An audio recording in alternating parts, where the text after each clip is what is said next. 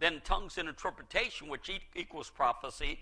It says in 1 Corinthians chapter 12, verse 10, to another the working of miracles, to another prophecy, to another discerning of spirits, to another divers kinds of tongues, to another the interpretation of tongues. My wife and I flow quite fluently in tongues and interpretation.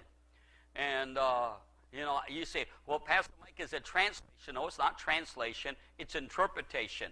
It's not word for word.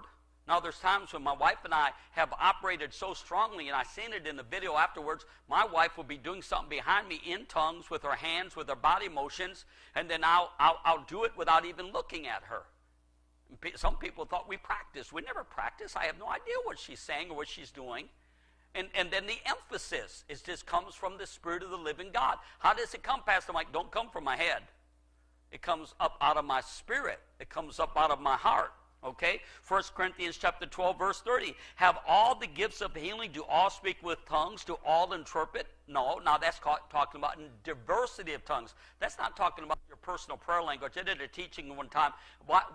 10 reasons, biblical reasons why we pray in tongues. One reason is, for when we know not how to pray as we ought, the Spirit himself maketh intercession for us. Another one is that it says that the Spirit understands the mind of Christ, and it communicates directly to God.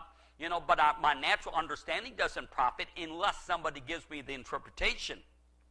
1 Corinthians 14:5 says, I would that ye all spake with tongues, but rather that ye prophesied. For greater is he that prophesieth than he that speaketh with tongues, except he interpret, that the church may receive edification.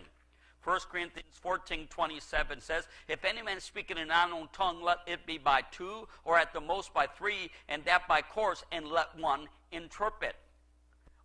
So tongues, and like I said, I've given many prophetic words that came to pass through the years, and it gives people guidance, direction, and help. And it will edify you. It will also bring correction.